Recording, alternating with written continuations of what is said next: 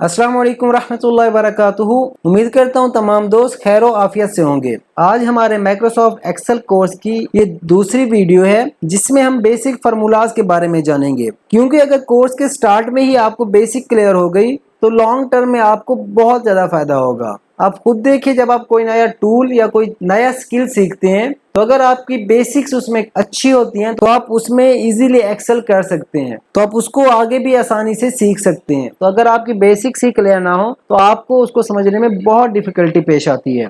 तो इंशाल्लाह इस वीडियो के बाद आपको फार्मूलाज के बारे में तमाम बेसिक्स क्लियर हो जाएगी। इस वीडियो में मैं आपको प्लस, माइनस, सब्सट्रैक्शन, डिवाइड ऐसे कई सारे फार्मूलाज के बारे में बताऊंगा, जिससे आपको बाद में एडवांस फार्मूलाज को याद करने और परफॉर्म करने में बहुत ही मदद मिलेगी।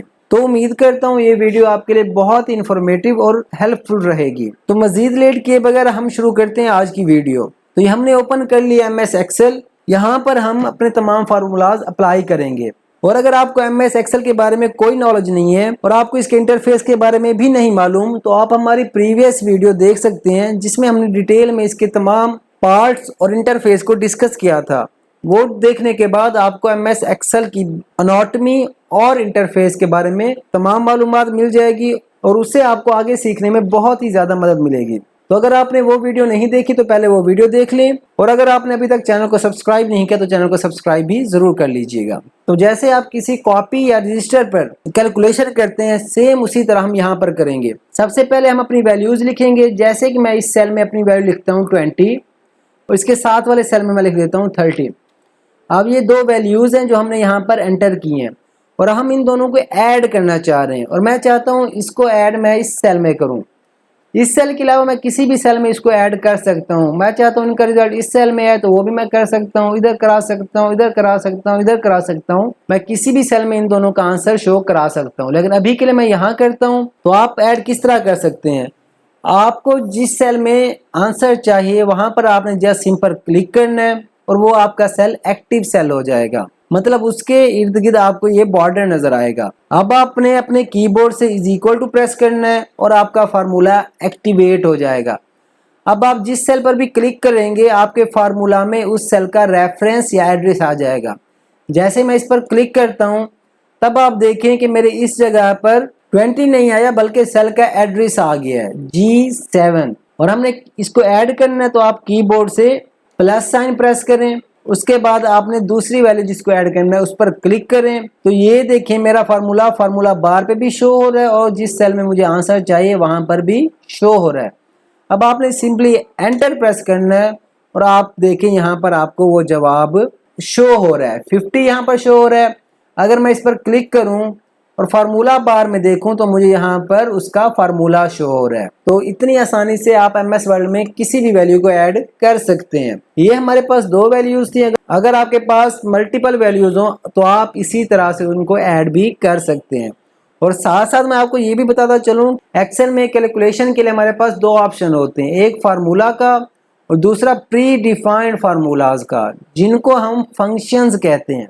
अब आप कहेंगे कि फंक्शंस क्या होते हैं, तो इंशाल्लाह उसके बारे में हम डिटेल वीडियो बनाएंगे और इस वीडियो में मैं आपको एक दो फंक्शन अप्लाई करके दिखाऊंगा जिससे आपको बेसिक समझ आ जाएगी कि फंक्शन और फार्मूला में क्या फ़र्क होता है। अब इसके बाद हम सब्सट्रैक्शन करके देखते हैं कि वो आप किस तरह कर सकते हो। अब मैं यहाँ पर दो वैल्यू लेता हूँ, कोई भी मैं लेता हूँ 58 इस सेल में और नेक्स्ट सेल में मैं लेता हूँ 51, और मैं चाहता हूँ इनको सब्सट्रैक्ट करूँ और आंसर मेरा इस सेल में शो हो। तो मैंने क्या करना है, सेम उसी तरह मैंने इज इक्वल टू प्रेस करना है। जिस वैल्यू को मैंने सब्सट्रैक्ट करना है उस पर क्लिक करें, माइनस एंटर करें और दूसरी वैल्यू पर क्लिक करें। तो आप देखेंगे यहाँ पर भी एड्रेस शो हो जाएगा और आपका फार्मूला बार में भी आपका फार्मूला शो हो जाएगा। अब आप एंटर प्रेस करें तो ये आपके पास रिमेनिंग 7 शो हो रहा है जो कि हमारा आंसर है, और यहाँ पर आपको फार्मूला बार में उसका फार्मूला शो हो रहा है। तो इतनी आसानी से आप सब्सट्रैक्शन भी कर सकते हैं। अब ये वैल्यूज तमाम हम डिलीट कर देते हैं और अब हम करते हैं मल्टीप्लिकेशन। अब यहाँ पर मैं क्लिक करता हूँ और मैं यहाँ पर 6 एंटर करता हूँ, नेक्स्ट सेल में मैं 8 एंटर करता हूँ और मैं इन दोनों का मल्टीप्लिकेशन का रिजल्ट यहाँ शो कराना चाह रहा हूँ। तो मैं यहाँ पर क्लिक करूंगा सिंगल, उसके बाद इज इक्वल टू क्लिक करूंगा, फर्स्ट वैल्यू पे क्लिक करूंगा, मल्टीप्लाई एंटर करूंगा और 8 एंटर करूंगा اور انٹر جیسے ہی کروں گا تو میرے پاس یہ 48 آنسر آ جائے گا، اور اسی طرح آپ کا فارمولا یہاں پر فارمولا بار میں شو ہو رہا ہے۔ آپ اسی طرح کسی بھی سیل میں کوئی بھی کیلکولیشن کا آنسر نکال سکتے ہیں، کہیں پر بھی آپ کیلکولیشن یا فارمولا اپلائی کر سکتے ہیں۔ اب ہم ڈیوائڈ کس طرح کریں گے؟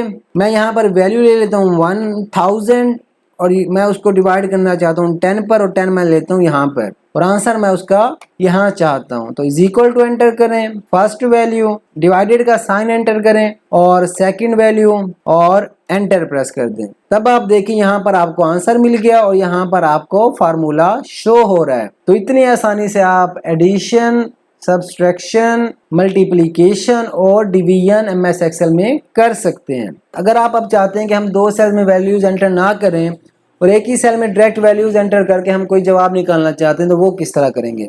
تو آپ نے سمپلی کیا کرنا ہے، از اکول ٹو کا سائن انٹر کریں، اور آپ نے اگر ملٹیپلائی کرنا ہے 2 اور 3 کو تو یہاں پر 2 انٹر کریں، ملٹیپلائی کا سائن دیں، 3 انٹر کریں، اور انٹر پہ جیسے ہی پریس کریں گے تو یہاں پر آپ کو اس کا آنسر شو ہو جائے گا، آپ کو کہیں سے ویلیو بورو کرنے کی ضرورت نہیں ہے۔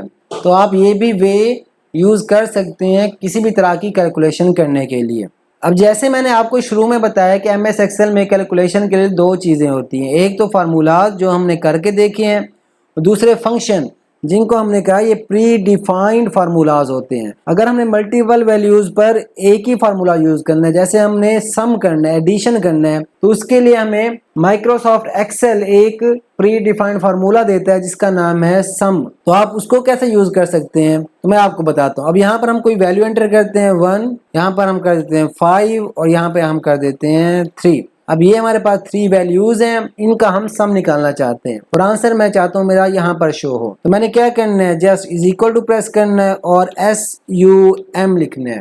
یہاں نیچے آپ کو کافی سارے آپشن شو ہو جائیں گے، لیکن ہم نے ابھی سمپلی سم یوز کرنا ہے، تو آپ یہاں پر ڈبل کلک کریں تو یہاں پہ آپ کی بریکٹ شو ہو جائے گی۔ اب آپ نے یہاں پر نمبر 1، نمبر 2 اور رینج پوری دینی ہوتی ہے۔ آپ یہاں سے سلیکٹ کر لیں تمام ویلیو جس کا آپ سم نکالنا چاہ رہے ہیں، آپ اس کو سلیکٹ کریں اور آپ انٹر پریس کر دیں، تب آپ دیکھیں گے یہاں پر آپ کا آنسر شو ہو جائے گا۔ اس نے تینوں ویلیوز کو سم نکال کے دے دیا، اور وہ بھی کسی از اکول ٹو اور پلس کا یوز کیے بغیر۔ اس طرح کے جتنے بھی ہمارے پاس فارمولاز ہوتے ہیں پری ڈیفائنڈ، ان کو ہم فنکشنز کہتے ہیں۔